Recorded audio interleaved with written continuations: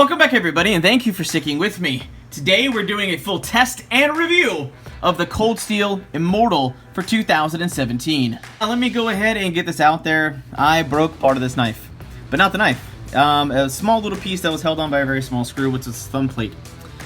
I broke this off during batoning, and this is an extreme test to test the strength of the locking mechanism. I know. We all know the strength of the tri-lock. I get it. Taunting with the knife is stupid. You can just go ahead and leave your crazy comments down in the comment section. Well, however, with that said, my big thing with the tests that I do, I engineer all these tests and I choose to do certain tests for the main purpose of if this was the only knife I've got, regardless of how prepared or how bug-out baggy I've got in my vehicle, I don't care. If this happens to be the only knife I have in an emergency, could this knife have my back? I am a gear review channel. I'm here to test gear in a survival situation scenarios. That's why I have a survival channel. That is the entire point of the tests that I do and why I do them. Now that we got that little stupid rant out of the way, this knife is a 4-inch blade that is kind of designed after the Gladius. And I love this design. I honestly didn't like it at first. I thought it was a little gimmicky looking. However, as soon as I decided to get it in, because I heard rumors that it was supposed to be pretty popular, so I decided to go ahead and give it a whirl. And I'm glad I picked it up. This knife is freaking awesome.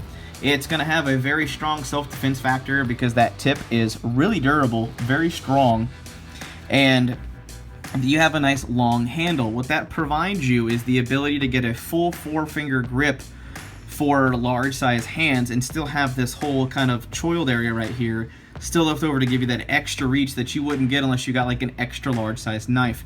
Now I will come out and say this thing is ridiculously sharp out of the box. I have no nicks, chips, or edges even with the hollow grind with all the brutal testing we did.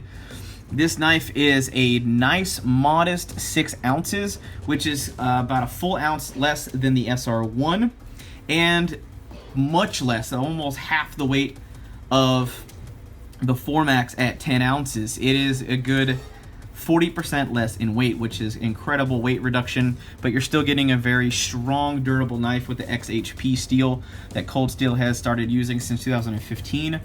Now, I like the milled out grooves from the G10, and if you look, they look like they could have a chance to not be comfortable, but they actually are kind of spaced quite nicely with the recesses of your fingers pretty naturally when they're closed.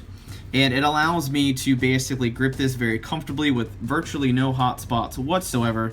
And I thoroughly enjoy the way they've kind of timed that pocket clip to kind of be on the last 2 fingers, and that other one kind of sits in there really nicely on the other side. We do have this little slightly aggressified pommel, so you can do some striking with it. But the way this groove texture pattern is, it allows me to actually get this in and out of the pocket much more simply than things that you would run into with, say, the Recon 1 with one of the most aggressive handle profiles and pocket clip ratio. It destroys pockets. This one won't do that to you. I've been rambling on for like 4 freaking minutes about this knife and how much I like it, and I've been rolling in some test footage in the meantime. However, it's time for me to shut up. Let's go straight to the test footage.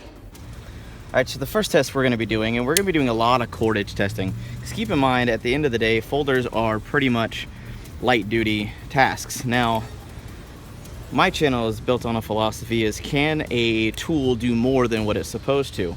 And once we find out what it can do, then we're going to push it farther and see how much more it can and can't do. Now, the goal of this video, due to the fact that, as far as I know, this is the first time the Immortal from Cold Steel has ever been tested, is we're going to give this thing a workout and basically just cut every little thing we can think of as many times as we can get away with the testing material I have, and just go to town and see how the edge is afterwards. Right now it's doing simple things like Technora, which is a very high strength but very thin cordage. Then we have some jute twine, which is you can find in any hardware store. It's awesome for fire starting. Now we're ramping it up to something a little more substantial, which is basically the cordage standard of paracord. And because of the hollow grind and how basically Cold Steel comes super sharp right out of the box, I foresee no issues whatsoever. Right now we've got 4 strands right there, doing really good. Let's see how many strands we can get. Looks like we've got 7 strands right here. Woo, that thing is sharp. I think it just nicked me. If I start bleeding, I wouldn't be surprised. Whoop, got caught on the ricasso. Yeah, still cutting pretty good. Yep, see? Thing is super sharp, guys. When you're doing testing and messing with stuff, always be careful around a start blade. So we're gonna move on to seatbelt material. Now the fact that it cut me so easily, I don't see this thing, as far as the slicing and cutting ability of the Immortal, is not gonna have any problems whatsoever. Right now we got 3 strands of this, so we're gonna do 3 layers thick and try to be careful not to cut myself. And wow, yeah, this stuff's just sliding through. Right now we got 4 layers, so we're gonna go ahead and do that. And then we're gonna move on to some heavy duty material, which is a really thick nylon, same stuff you would use for a web belt. And we're gonna check this out. So let's say someone was rock climbing and you gotta free them, not gonna have a problem. And we have some really thick, 1/2 inch thick hemp rope. So we're gonna see it go through that. Yeah, does a pretty good job. Now we'll move on to some push cuts real quick. And it doesn't look like it's gonna have any problem. We'll do it on the hollow grind. Yeah, the hollow grind section just cut right through that. Well, it went through all the really simple stuff really, really well. Now I've got a paracord belt. I know a lot of you are gonna cry and be mad at me for cutting this thing up, but this is really, really old and I've replaced it several times over. So I just kind of kept it around for nostalgic reasons. And yeah, it's blasting through this stuff like it's not even there. It's, yeah, man, this Immortal can cut. Let's say we take this to a job site and we need this for just, you know, everyday work. So let's see how it does for cutting boxes. Now keep in mind, this is the edge from the factory.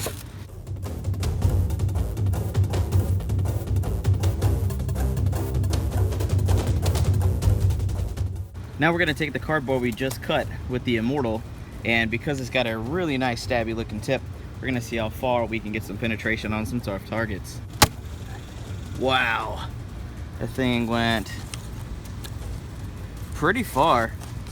Yep, and that stopped right there. I got almost all the way through. We're getting really good penetration with this thing.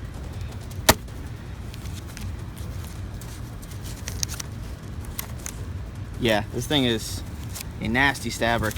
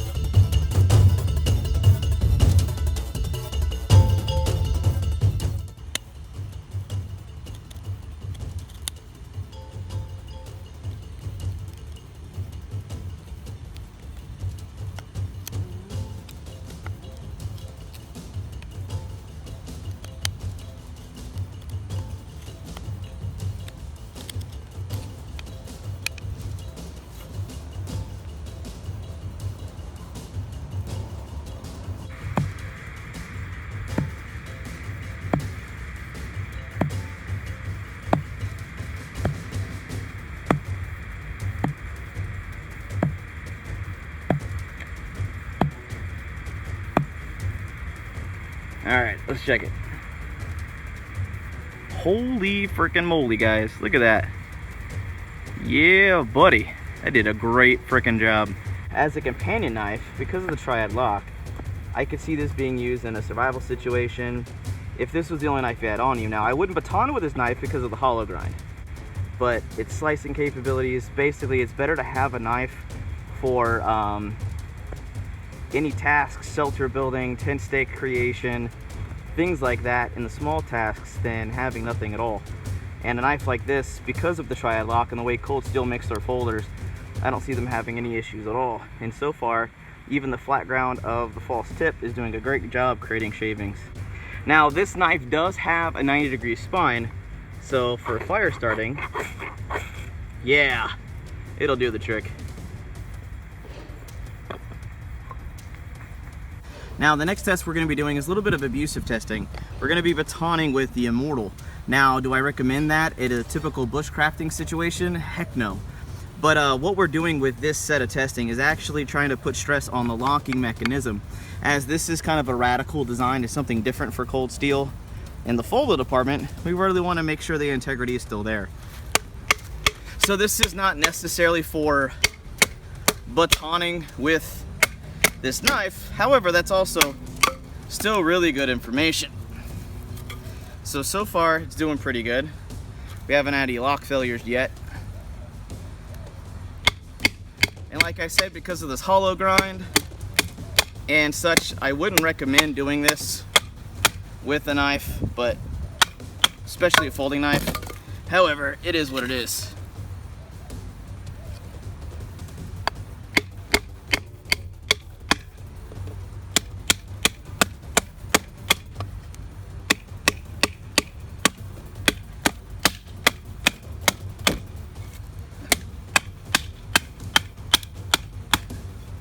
So I think we've put sufficient pressure on the locking mechanism, and we can conclude that it's not going to fail on us. So we'll go ahead and check this really quick.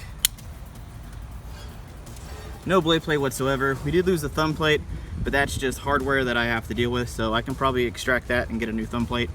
But yeah, so far, perfect.